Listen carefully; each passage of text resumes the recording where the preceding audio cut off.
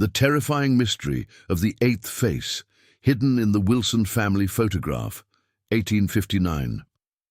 Dr. Sarah Mitchell's hands trembled slightly as she held the daguerreotype up to the light streaming through the archive's tall windows.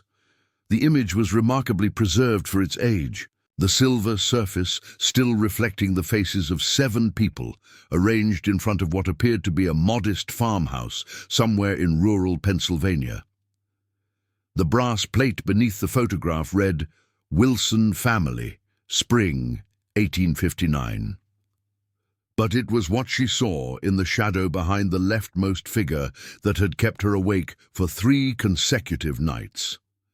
There, barely visible in the darkness of the open doorway, was the outline of an 8th face, a face that shouldn't exist according to every historical record she'd examined. Sarah had spent the last 6 months at the Historical Society of Philadelphia, cataloguing forgotten photographs from the pre-Civil War era for her dissertation.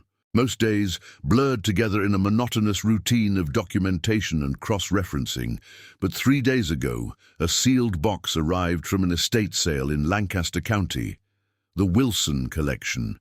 Inside were letters, land deeds, and this photograph.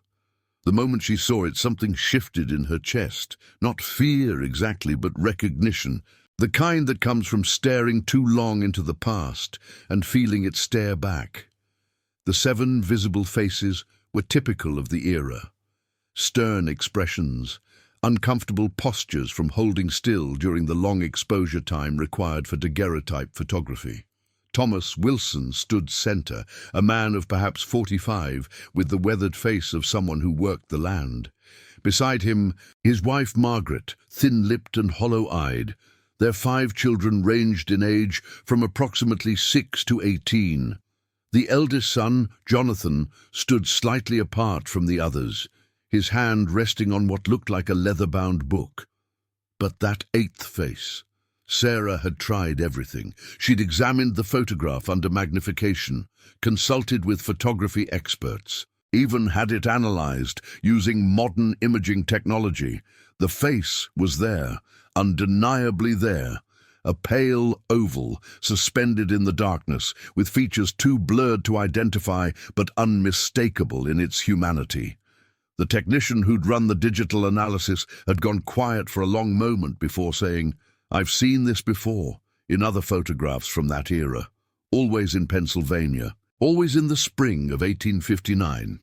That comment had sent Sarah down a rabbit hole that consumed her waking hours. She'd discovered 17 other daguerreotypes from the same region and time period, all containing similar anomalies.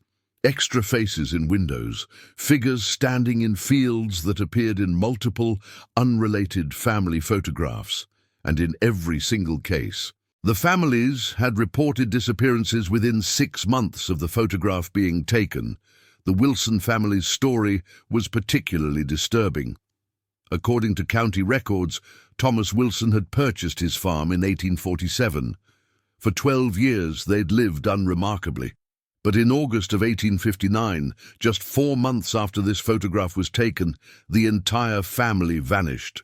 No bodies were ever found. No evidence of violence. The farmhouse stood empty, the door left open, a meal half-eaten on the table. The local newspaper from September 1859 described it as a most peculiar and distressing mystery, but offered no theories beyond the possibility that they'd fled west to seek gold, abandoning everything they owned. Sarah didn't believe that, not anymore, not after finding the letters. The letters had been bundled separately in the Wilson collection, tied with a black ribbon that had decayed to threads. Most were routine correspondence, but 3 letters stood out.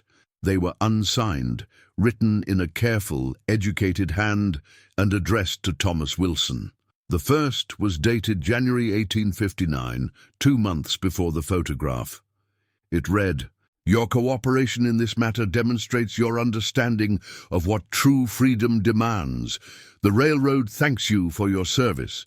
7 more will arrive in March. Prepare the cellar." Sarah's mouth had gone dry when she'd first read those words. The railroad. In 1859 Pennsylvania, there was only one railroad that mattered to people who valued freedom: the Underground Railroad. The network of secret routes and safe houses used to help enslaved people escape to freedom in the North and Canada. Pennsylvania was a crucial corridor, with its border to Maryland and Virginia making it a first stop for many fleeing bondage. But 7 more. The Wilson family in the photograph numbered 7. Was it coincidence? The second letter, dated March 1859, was more cryptic. "The cargo has been delayed. We've received word of increased surveillance in your area. Do not attempt contact. Destroy this correspondence. If questioned, deny everything. Your family's safety depends on your discretion." The third letter was dated April 1859, just weeks after the photograph must have been taken. The handwriting was different, more hurried, almost panicked. "They know. Get out now, take your family, and go to the address I gave you in Pittsburgh. Don't trust anyone in the county. They're watching the roads, the stations, everything. Burn this. Burn everything." Sarah had laid the letters out on her desk and stared at them until her vision blurred.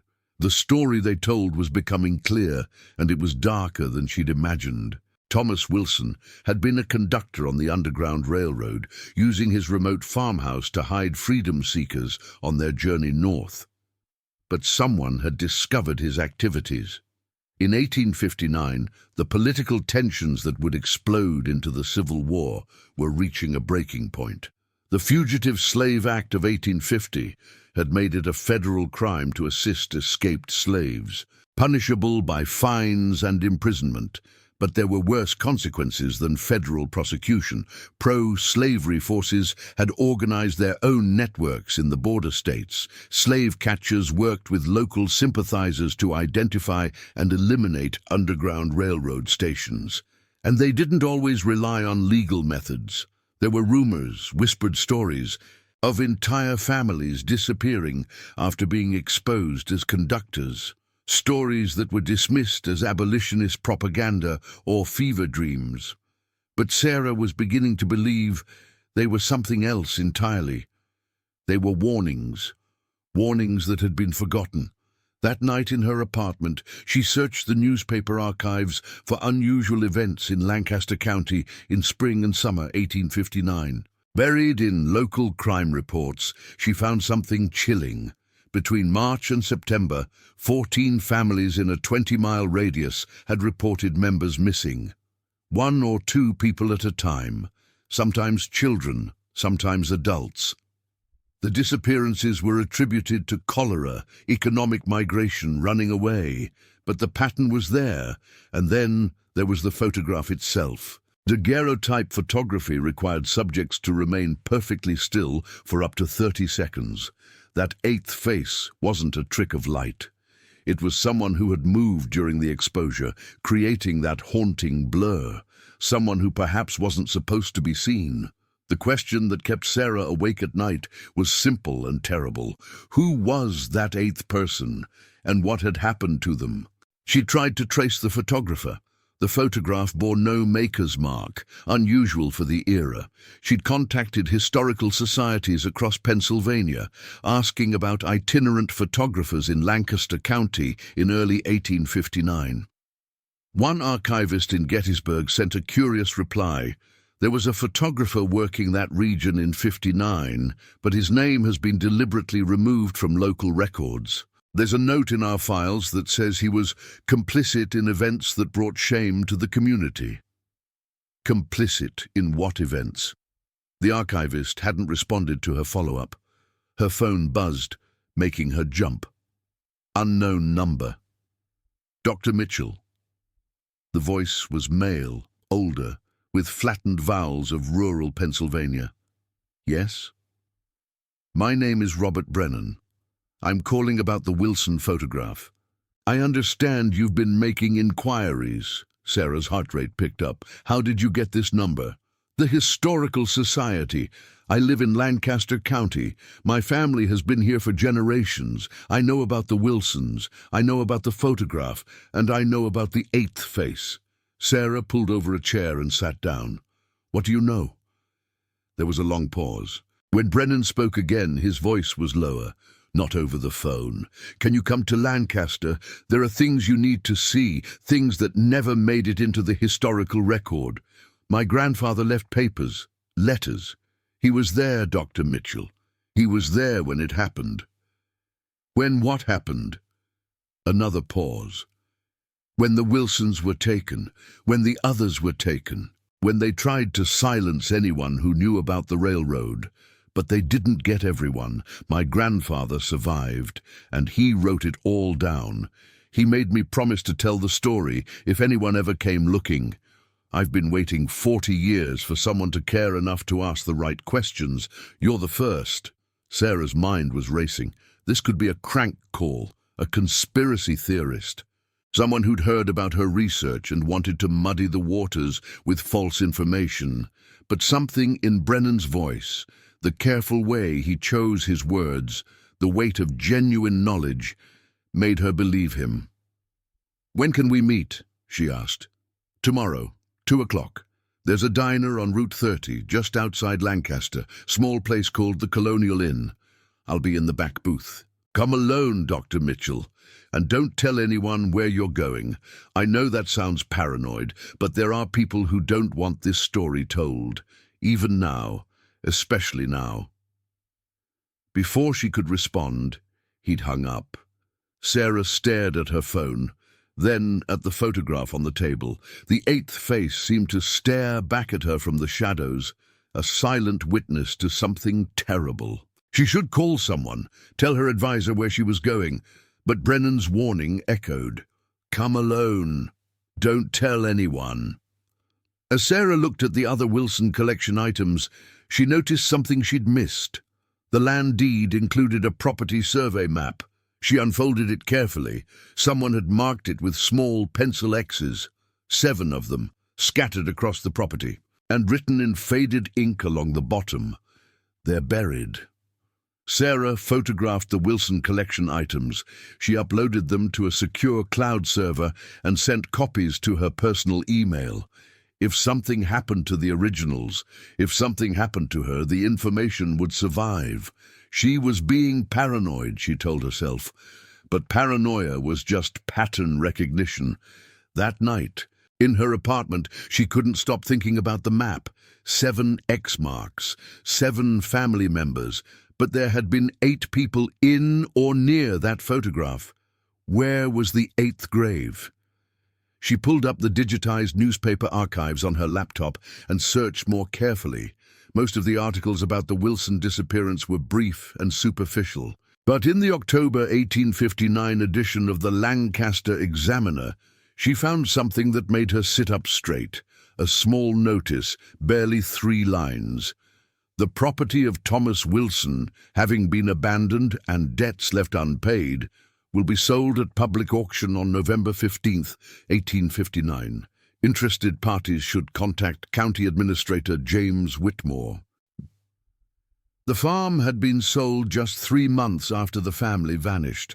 That was unusually fast, even for the era. It suggested that someone had been very eager to take possession of the property, or to control who had access to it. Sarah dug deeper. The property had been purchased by a consortium of local businessmen. Within a year, they'd subdivided it and sold it off in parcels. By 1865, nothing remained of the Wilson farm except the foundations. The house had been demolished, the barn burned. Any evidence of what had happened there had been systematically erased. But the land deed map showed something else. The 7 X marks were all in the western section of the property, near the woodland. That area, according to modern property records, was now part of a private estate. A very private estate, the kind that had no trespassing signs every 50 feet and a reputation for aggressively prosecuting anyone who crossed the boundaries. Sarah felt the pieces clicking into place. Someone had known about the graves. Someone had made sure that land was secured, kept away from development, kept away from prying eyes, and that someone, or their descendants, were still protecting that secret. She looked at the time, past midnight. She should sleep. She had a long drive to Lancaster tomorrow, but instead she opened a new document and began typing everything she knew. Every connection she'd made, every question that still needed answering. If Brennan's story checked out, she'd have the foundation of an extraordinary dissertation. If it didn't, she'd at least have a comprehensive record of her investigation.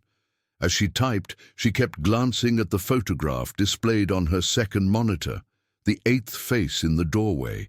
In the high-resolution scan, she could make out more details than were visible to the naked eye.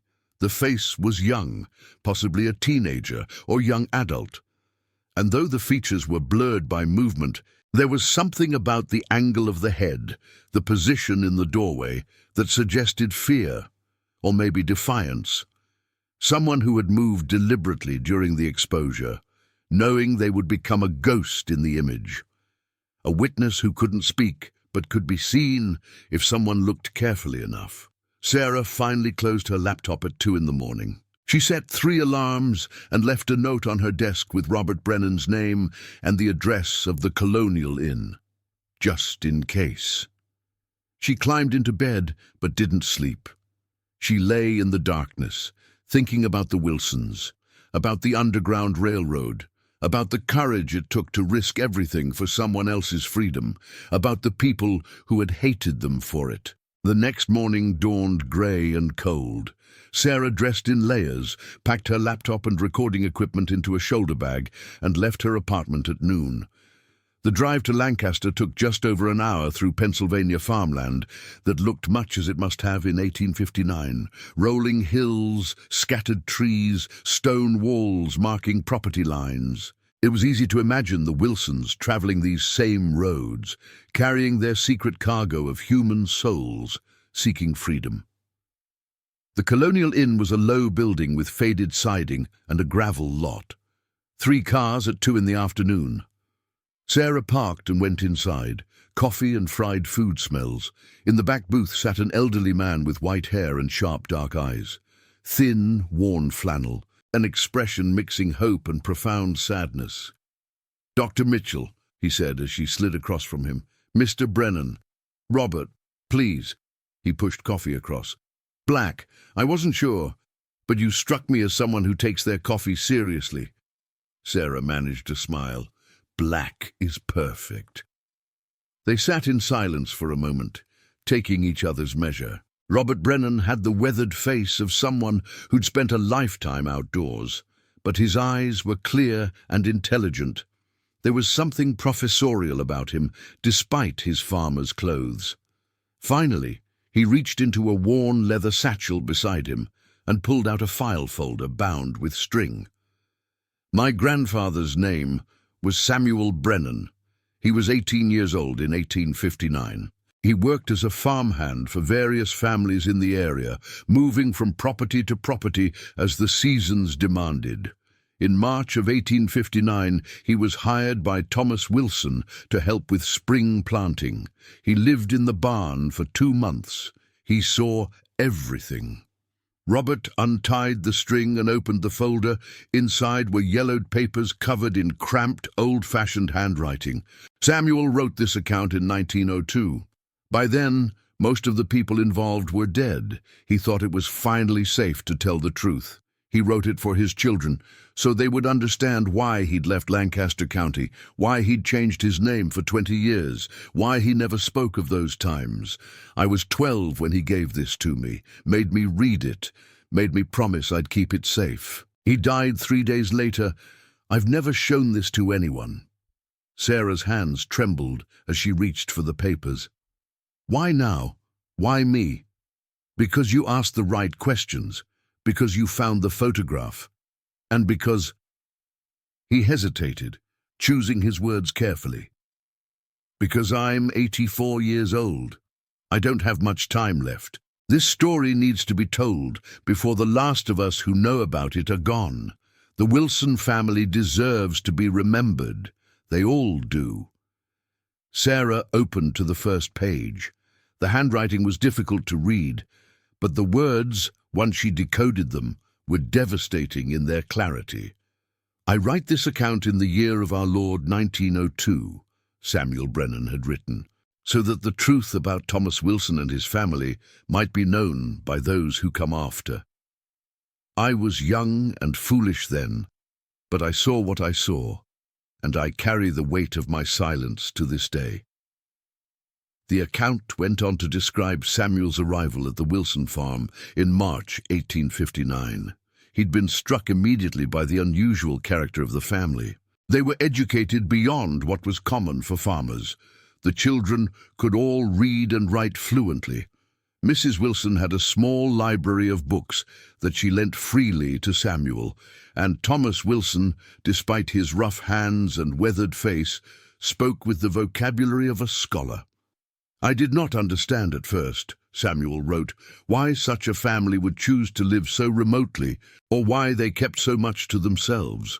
But within a week of my arrival, I learned their secret. They were agents of the Underground Railroad, providing shelter and passage for enslaved people fleeing to freedom. Samuel described his first encounter with the passengers.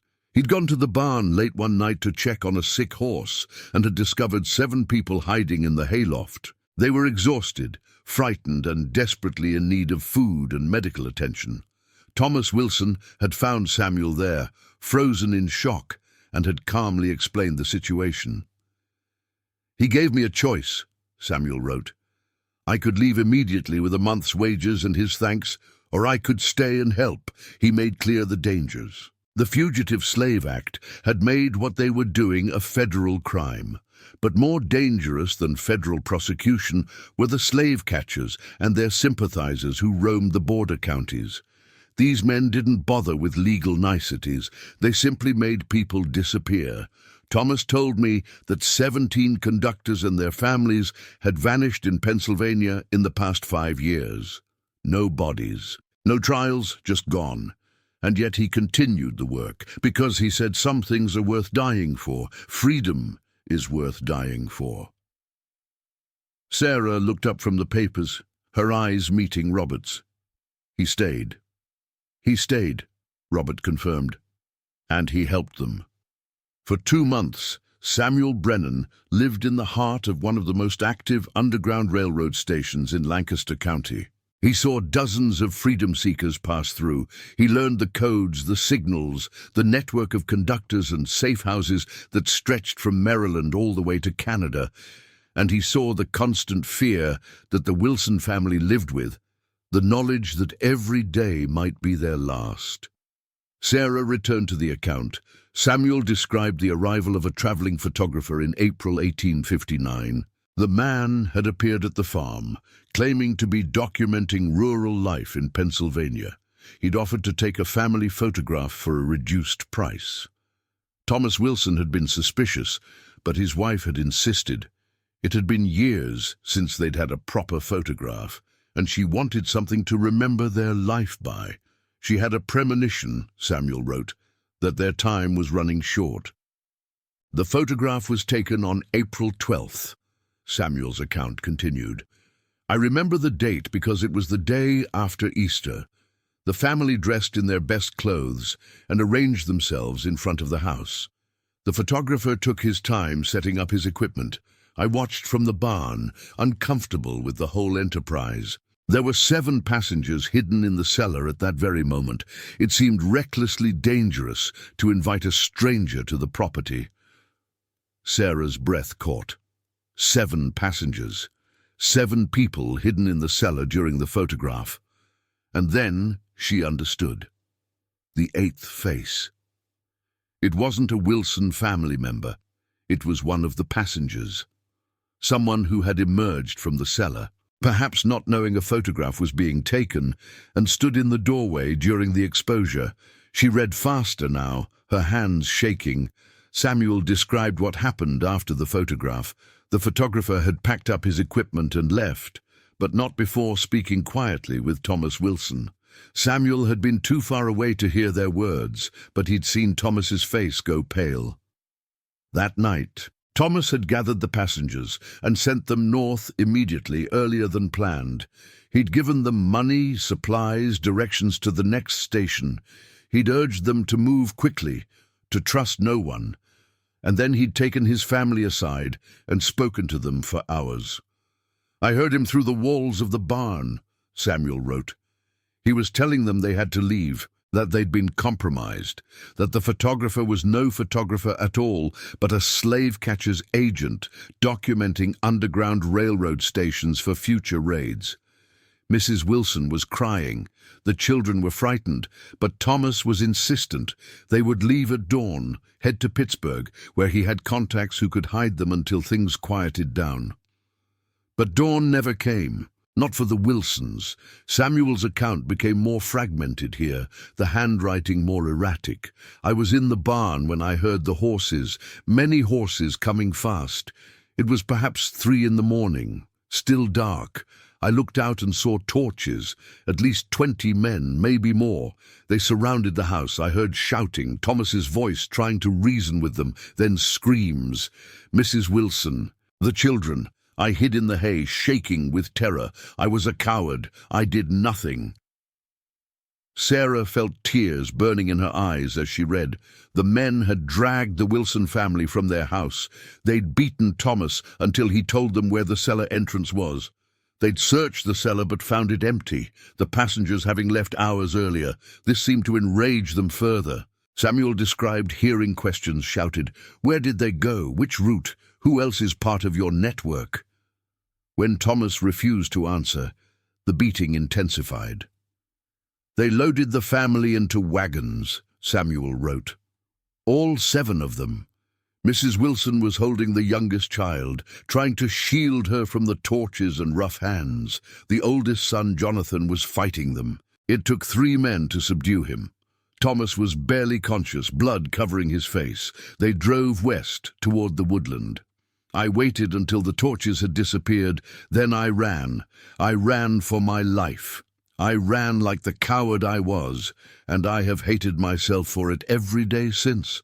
Samuel had hidden in a neighboring farm for 3 days before daring to return to the Wilson property. The house stood empty, the door open as he'd last seen it. He'd found the cellar and the hidden compartments where the passengers had sheltered. He'd found the family's personal belongings scattered through the house as if they'd planned to return. But he'd found no sign of the Wilsons themselves. Then he'd gone to the woodland, following the wagon tracks.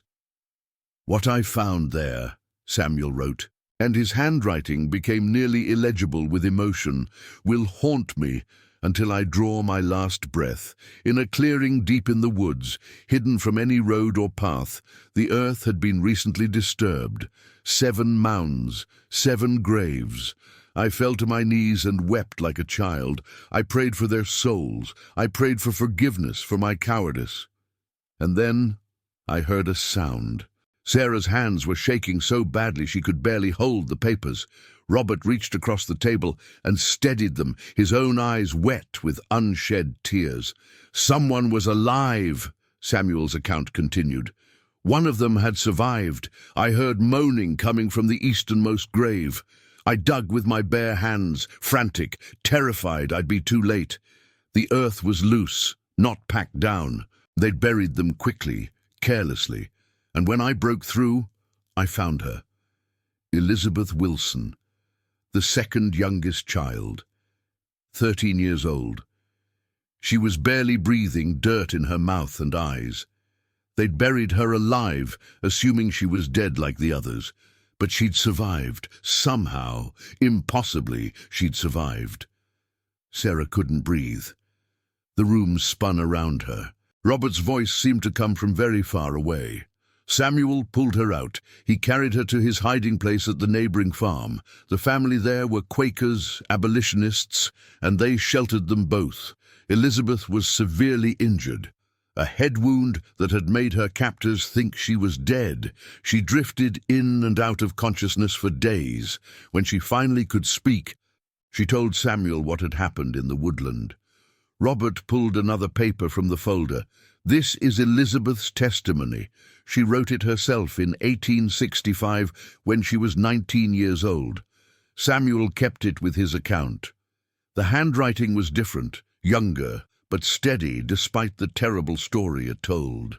Elizabeth described how the men had taken them to the clearing in the woodland, how they'd lined the family up and shot them one by one, how she'd been standing next to her mother when the bullet meant for her had grazed her skull instead of killing her cleanly, how she'd fallen, seeing stars, feeling her mother's blood spray across her face, how she'd lain perfectly still as they'd checked the bodies, praying they wouldn't notice she was breathing, how she'd felt the terrible weight of dirt falling on her face, filling her mouth, and known she had to remain motionless or they would shoot her again. How she'd waited until she heard the horses leave before beginning to claw her way upward through the shallow grave. How she'd almost given up, her lungs screaming for air, when Samuel's hands had broken through and pulled her into the light. "The men who killed my family," Elizabeth had written, "were not strangers. I recognized several of them. Mr. Whitmore, the county administrator, Mr. Brennan from the general store, Dr. Carson, who had treated my younger brother for fever just a month before. These were men my father had known, had done business with, had trusted. They killed us, not for money, not for passion, but for ideology. They killed us to send a message that helping enslaved people escape was punishable by death, that the Underground Railroad would be drowned in the blood of those who dared operate it. They wanted other conductors to see what happened to the Wilsons and be afraid. But the message had been buried along with the bodies. No one had been arrested. No investigation had been conducted. The official story was that the Wilsons had abandoned their farm and headed west, a convenient fiction that everyone in power had been happy to maintain. Elizabeth lived the rest of her life in hiding, Robert said quietly. Samuel took her to Pittsburgh, then to Buffalo, then eventually to Canada. She married, had children, and never returned to Pennsylvania. She died in 1924 in Toronto, having spent 65 years looking over her shoulder, waiting for the men who'd killed her family to discover she'd survived and come to finish the job. Sarah wiped her eyes, trying to compose herself. The seventh grave, the one Samuel didn't dig up. Was there someone else? Robert nodded grimly. Samuel went back that night with shovels and proper tools. The Quaker family helped him. They opened the other 6 graves to give the Wilsons a proper burial, to say prayers over them. But when they reached the 7th mound, they found it empty. Not empty as in no body. Empty as in already dug up. Someone else had been there, had taken that 7th body, and Samuel had a terrible suspicion about who it might have been. "One of the passengers," Sarah whispered. "One of the passengers," Robert confirmed. Samuel believed that one of the freedom seekers they'd sheltered in the cellar had been a spy, a slave catcher's informant, someone who'd infiltrated the Underground Railroad to identify conductors and stations. The family photograph had been his way of documenting who to target, and he'd stood in the doorway during the exposure, deliberately creating that ghosted image, a signature, a mark of his work. After the Wilson family was killed, his handlers had removed his body from the woods, erasing any evidence that he'd been there. Sarah thought about the photograph. The 8th face. A betrayer hidden in plain sight, preserved forever in silver and glass. Did Samuel ever find out who he was? No, and he spent years trying. He became obsessed with it. He tracked down other conductors, other stations. He learned that the same pattern had played out across Pennsylvania in 1859. A photographer would appear. A photograph would be taken. Weeks later, the family would disappear. At least 34 families in total, maybe more. The records are incomplete because so many of these people were doing illegal work. They couldn't report the crimes without incriminating themselves, so they died in silence, and their stories died with them. "Until now," Sarah said. "Until now," Robert agreed.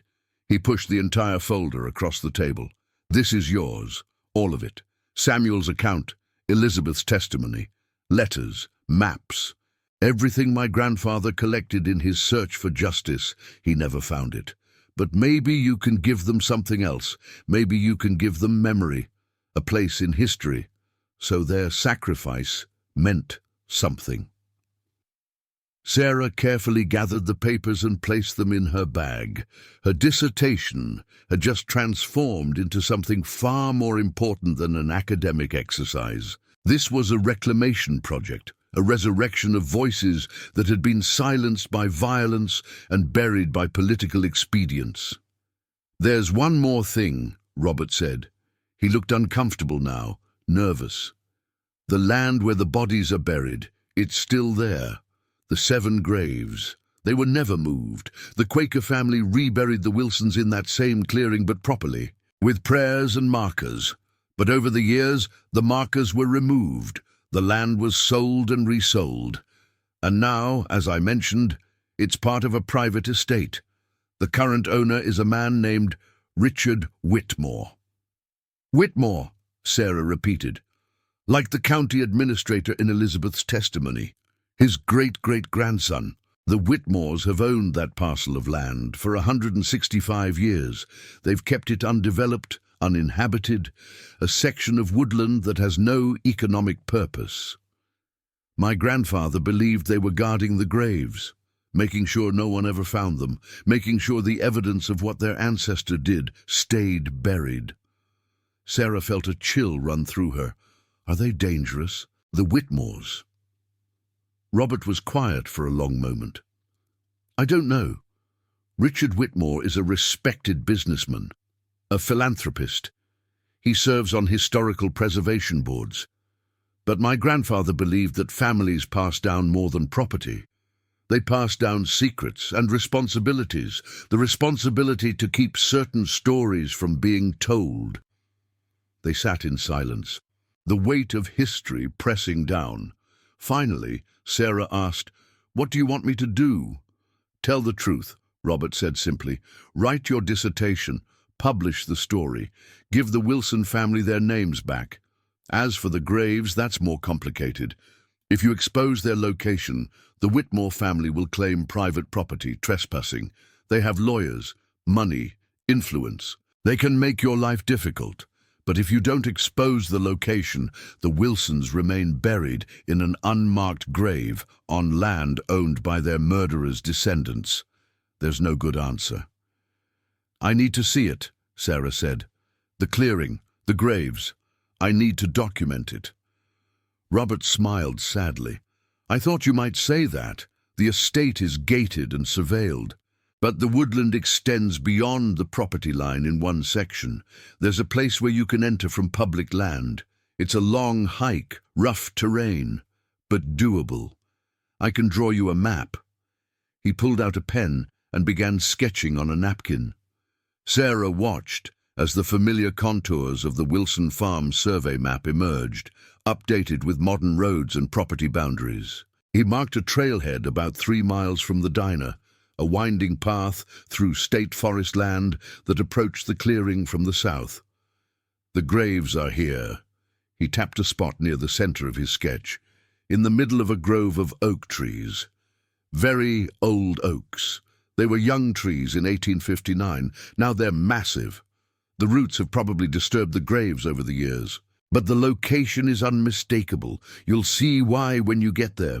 The trees form a perfect circle around the clearing. My grandfather said it was like nature itself was marking the spot, keeping vigil.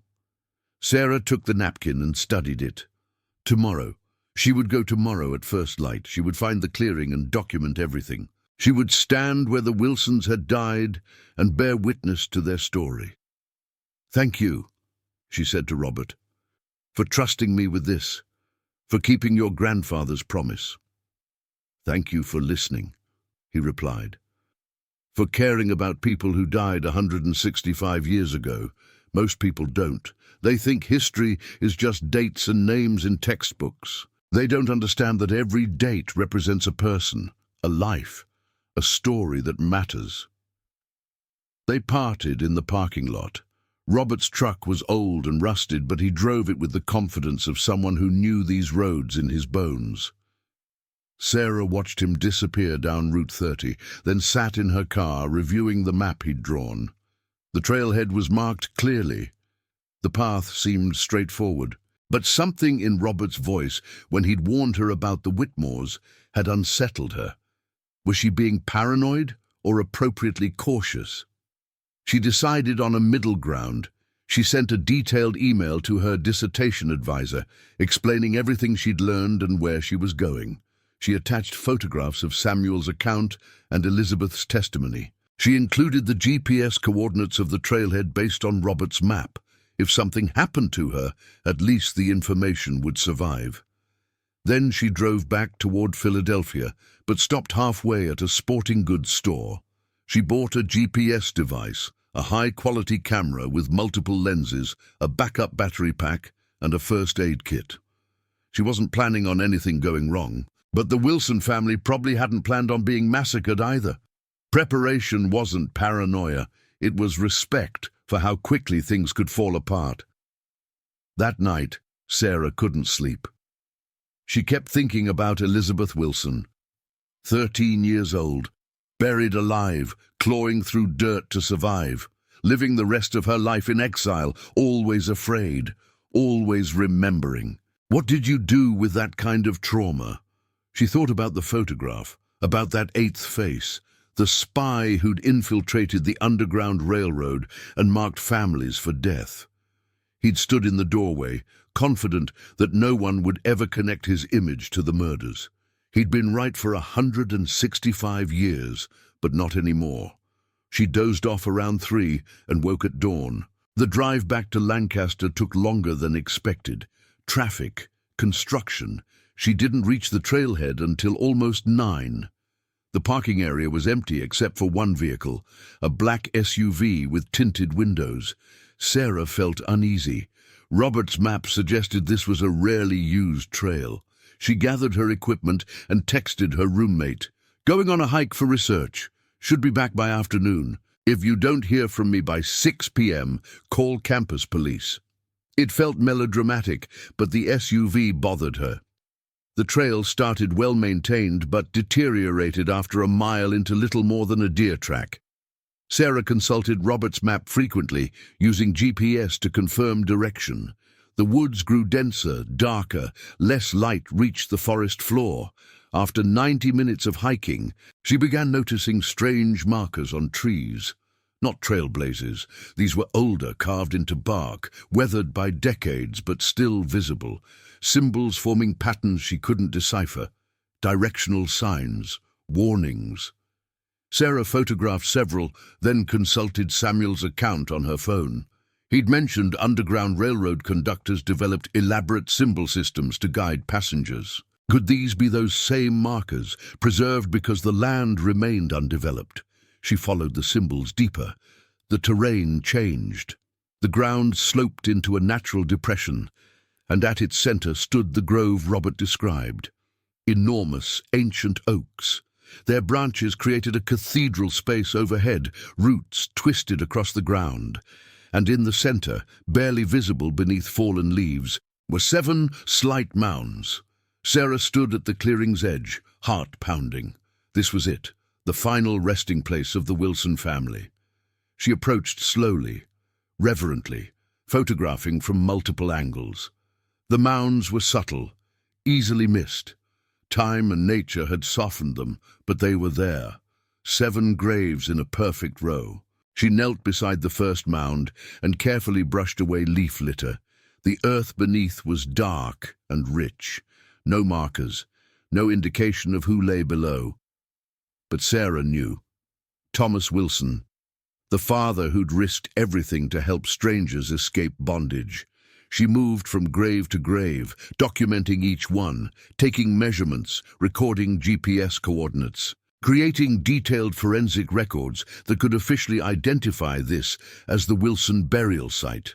This evidence, combined with Samuel's account and Elizabeth's testimony, would be enough for formal recognition, a historical marker, maybe even official exhumation and proper reburial.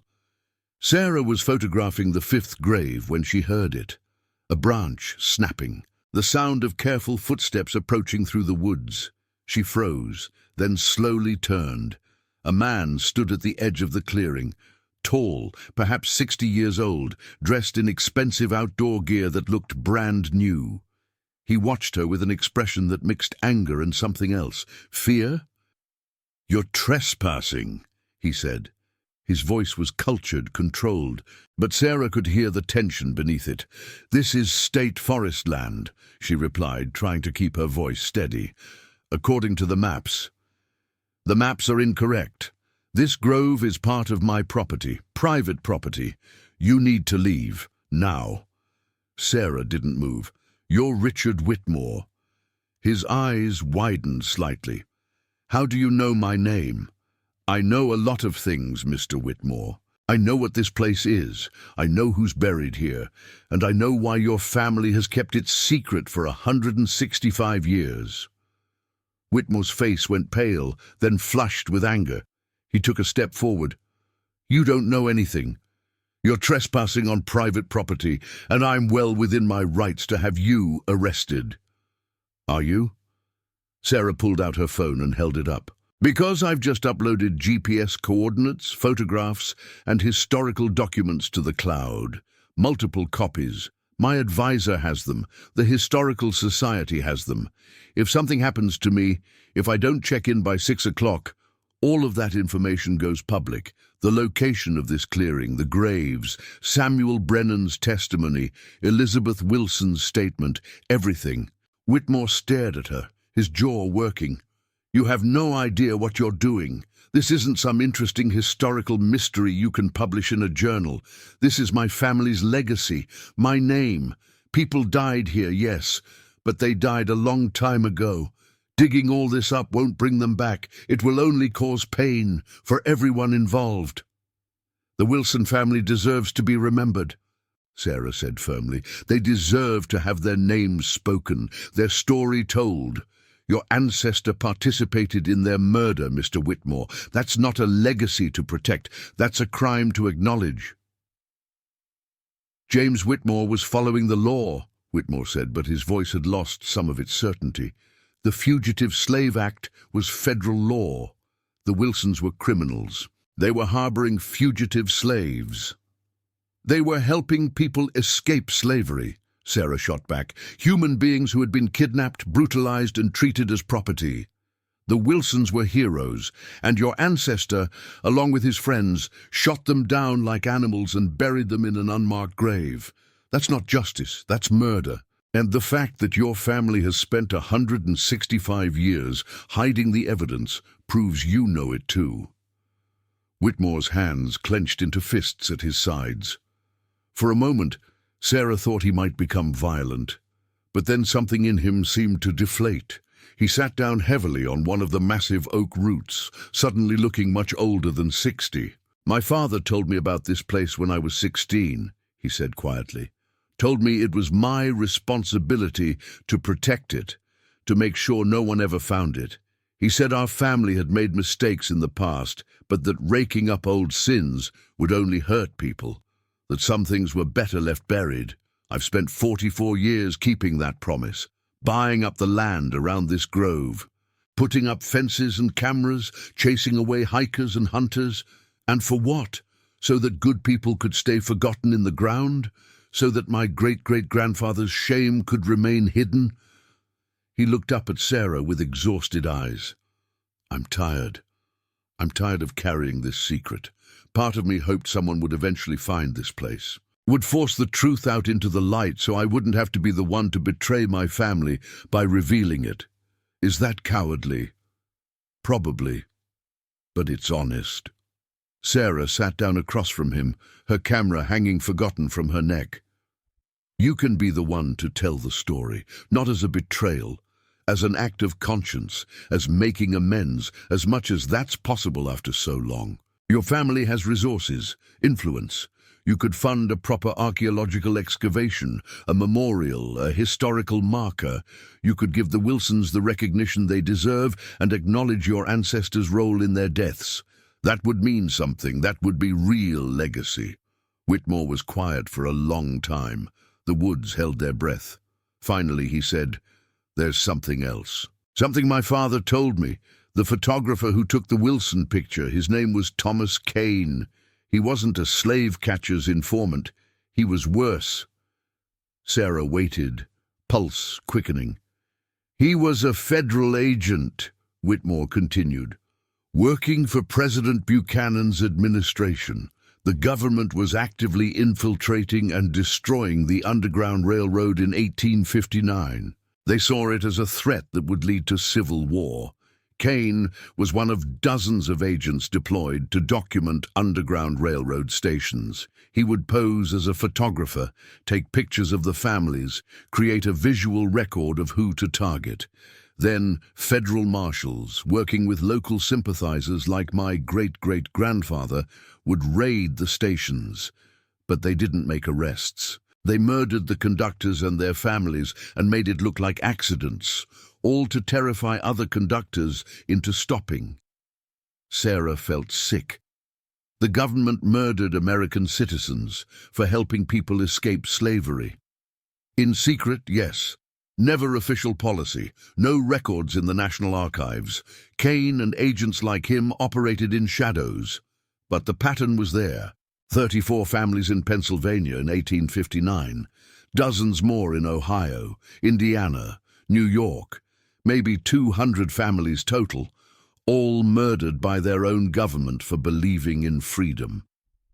Because Kane told my great-great-grandfather, bragged about it, and James Whitmore wrote it down in his personal journal. My father showed it to me. Kane thought he was doing something glorious, something that would save the Union.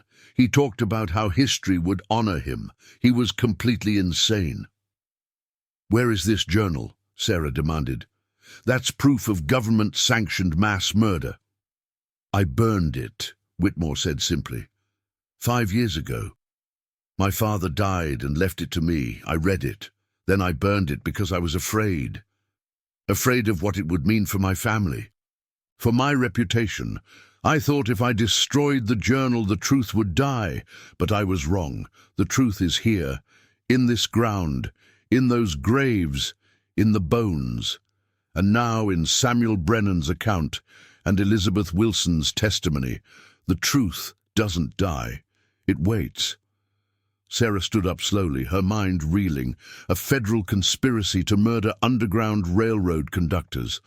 Dozens, maybe hundreds of families slaughtered in secret, evidence deliberately destroyed to protect the government and the families who'd participated in the killings. And at the center of it all, a photograph. A single daguerreotype showing 7 people and 1 ghost. An image that had somehow survived when so many other records had been lost or destroyed. I'm going to tell this story, she said to Whitmore, all of it. The Wilsons, the government conspiracy, your family's role, everything. You can cooperate and have some control over how your family is portrayed, or you can fight me and be exposed anyway. But either way, the story is coming out. These people are getting their names back, their dignity, their place in history. Whitmore nodded slowly. He looked relieved. Actually, lighter, as if a weight he'd been carrying for decades had finally been lifted. I'll cooperate. I'll fund the excavation, the memorial, whatever you need, on one condition. What condition? You tell Elizabeth's story too. Samuel Brennan pulled her out of that grave. She survived. She lived 65 more years. She made a life for herself despite everything they'd done to her. That's the story that matters, not the murder, the survival, the refusal to let them win. Elizabeth Wilson lived. And that's the most powerful act of freedom there is. The choice to keep living, keep fighting, even when they've taken everything else from you. Sarah felt tears streaming down her face. She nodded, unable to speak. They stood together in the clearing, surrounded by the bones of heroes, and for the first time in 165 years, someone was there to bear witness, to remember. Sarah spent the rest of the day documenting everything. Whitmore stayed with her, answering questions, sharing family stories, opening up the secrets that had poisoned his family for generations. He told her about the other estates. The other families descended from the men who'd participated in the killings. how they'd formed an informal network, passing down the responsibility of keeping the secret, how some of them had tried to make amends in quiet ways, anonymous donations to civil rights organizations, support for historical preservation projects focused on the Underground Railroad. Small acts of conscience that could never balance the scales but felt necessary anyway. As the afternoon shadows lengthened, Sarah asked Whitmore the question that had been haunting her since she'd first seen the photograph. "The eighth face, Thomas Kane. Do you know what happened to him?" Whitmore's expression darkened. He disappeared in 1862, somewhere in Kentucky. He'd been working on another assignment, documenting Underground Railroad stations there, but something went wrong. Maybe the conductors figured out what he was doing. Maybe his own guilt finally caught up with him. Maybe he just got careless. His body was never found. There was speculation at the time that he'd been killed by Confederate sympathizers who thought he was a Union spy. But my father always believed he was killed by someone from the Underground Railroad. Someone who'd recognized him. Someone who made sure he could never mark another family for death. "Good," Sarah said quietly, then louder. "Good. I hope he died badly. I hope he knew what was coming and had time to be afraid." "Me too," Whitmore agreed. "My father said there was a rumor that Kane's last photograph, the one he took in Kentucky, showed his own death, that somehow the people who killed him had forced him to set up his camera and document his own execution. But that's probably just a legend. A story abolitionists told themselves for comfort, the idea that the hunter became the hunted, that justice, even delayed, eventually arrived." They hiked back out of the woods together as the sun began to set. At the trailhead, Whitmore gave Sarah his business card and his personal cell number. "Call me when you're ready to begin the excavation. I'll handle all the legal issues with the state, the permissions, the funding, and Dr. Mitchell.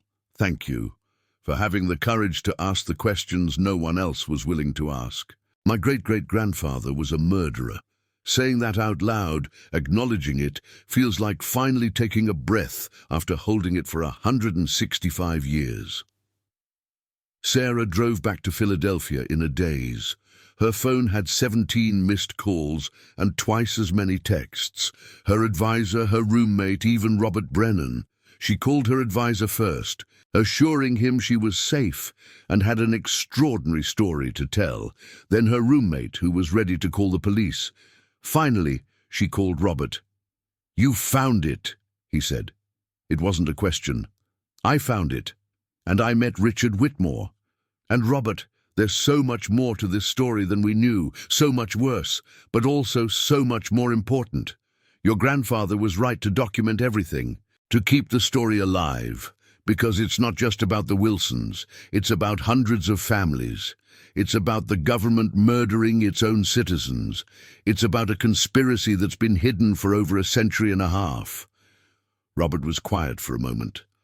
"My grandfather would be proud of you, and relieved. He spent his whole life afraid that the truth would die with him, that all those people would stay forgotten. But you're going to bring them home, give them their names back. That matters more than I can express." Over the following months, Sarah's life transformed. The excavation of the Wilson family graves was conducted by forensic archaeologists under her supervision. The remains confirmed they were the Wilsons. The violence they'd suffered was evident in the bones, multiple gunshot wounds, evidence of beatings. Elizabeth's grave, the one Samuel had dug up, was empty as expected. But forensic analysis confirmed she had been there. She had been buried alive. She had escaped. The eighth grave remained a mystery. DNA traces were too degraded. Whoever had been buried there, their identity remained unknown. Richard Whitmore kept his word. He funded a memorial on the site, a granite monument listing the Wilson family's names and acknowledging they'd been murdered for their participation in the Underground Railroad. The monument included the names of 33 other families killed in Pennsylvania in 1859, and noted that hundreds more had suffered similar fates in the secret war against freedom. Sarah's dissertation expanded into a book published to acclaim and controversy. The revelation that the federal government had conducted a covert campaign of murder sparked heated debates. But no one could ignore the story anymore. The Wilsons had finally been brought into the historical record where they belonged. The photograph was donated to the Smithsonian, displayed with detailed explanation of what it represented. 7 people who died for their beliefs, and one ghost, one betrayer, whose blurred face serves as reminder that the greatest threats to freedom often come from within. Elizabeth Wilson's descendants, found through genealogical research in Canada, came to the memorial dedication. Dozens of people, all owing their existence to a 13-year-old girl's refusal to die in a Pennsylvania grave. They stood together in the clearing, surrounded by oak trees, and sang old hymns, songs of freedom, songs of resistance. Sarah stood with them, holding the photograph in its protective case, and thought about what Richard Whitmore had said. The story that matters isn't the murder, it's the survival. Elizabeth Wilson had lived.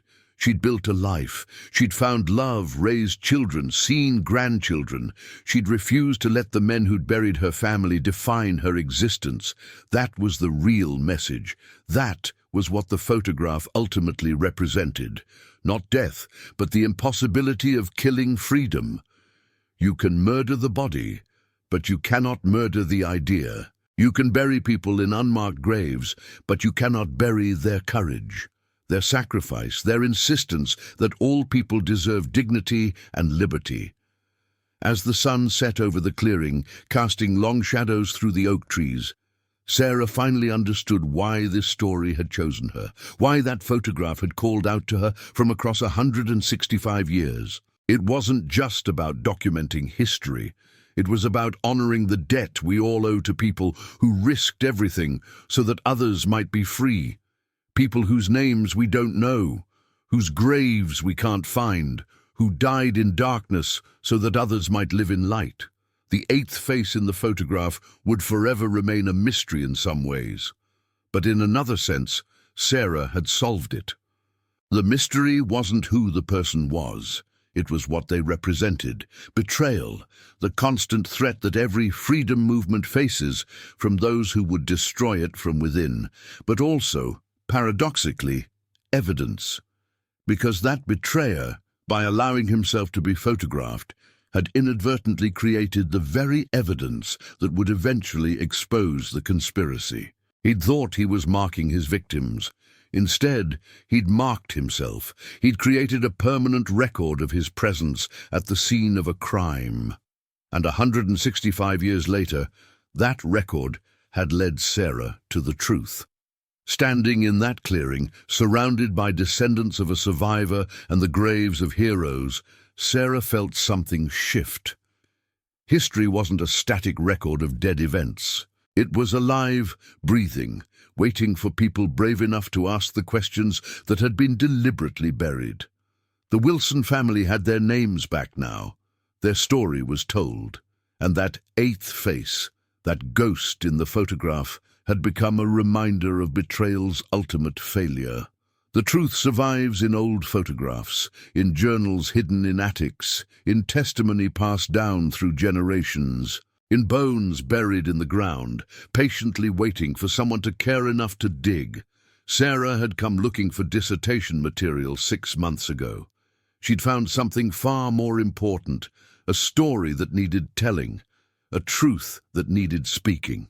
She'd struck a blow for freedom with the simple act of remembering, of refusing to let courage be forgotten. As she walked out of the clearing that evening, Sarah thought about Thomas Wilson standing in front of his farmhouse in spring 1859. Had he known, as the photographer set up his camera, that he was about to die? She'd never know, but she knew he'd made a choice. They'd all made a choice. To help people they didn't know, to risk everything for strangers, to believe that freedom was worth dying for. And they'd been right. Their deaths hadn't ended the Underground Railroad. More conductors stepped forward. More freedom seekers found liberty. 2 years later, the Civil War began. 4 years after that, slavery was abolished. The Wilsons hadn't lived to see it, but they'd helped make it possible. That was the real mystery at the heart of the photograph. Not who the eighth person was, but why 7 people had been willing to die so others might be free. The answer was simple and profound: because they were human. And humanity, at its best, recognizes itself in others, sees suffering and responds with compassion, sees injustice and responds with courage. The Wilson family had paid the ultimate cost, but they'd won. Their story was told now, their names remembered. The photograph hung in the Smithsonian now, protected behind glass. 7 faces, looking out at visitors, stern and dignified in their Sunday clothes. And 1 face, blurred and ghostly in the doorway, forever trapped in betrayal. A reminder that freedom's enemies are real, that the fight for liberty is never over, that every generation must choose, as the Wilsons chose, whether to stand with the oppressed or the oppressors. Sarah had chosen to stand with the Wilsons, to carry their story forward, to make sure everyone who looked at that photograph would know what it meant. Evidence of murder, yes, but also evidence of courage, of sacrifice, of the unstoppable human drive toward freedom that no amount of violence can ever fully extinguish.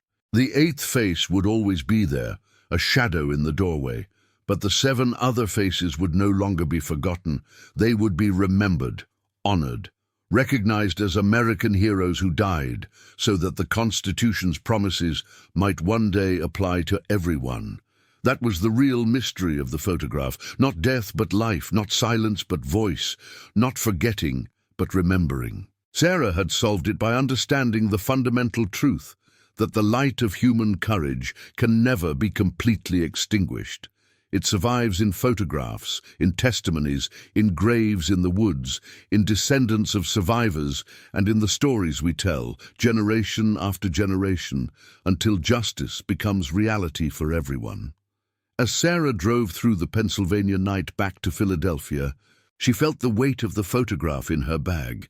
She'd carry it with her, showing it to historians, to descendants, to anyone who needed to see the faces of people who'd believed freedom was worth dying for. And every time she'd tell the story. All of it. The courage and the betrayal, the murder and the survival, the silence and the truth. The eighth face in the Wilson family photograph would forever remain partially mysterious, but its meaning was clear. A warning that freedom's enemies work in shadows, infiltrate and betray, but also that they fail. Because the truth, once committed to silver and glass, to paper and memory, becomes impossible to destroy. It waits, it persists, it calls out across centuries, demanding to be told. And now it had been told. The secret war against freedom was secret no more. The Wilson family was forgotten no more, and the eighth face, the betrayer who'd thought he was erasing history, had instead preserved it. Preserved it so we might all remember. Freedom is never free. Someone always pays the price, and we owe it to them to remember their names, to tell their stories, to ensure their sacrifice wasn't in vain. The Wilson family had given everything for that work, and now, finally, 165 years later, their gift was being acknowledged. Their story was being told. Their freedom, won through death, was becoming the freedom of truth, of memory, of history, the kind of freedom that can never be taken away.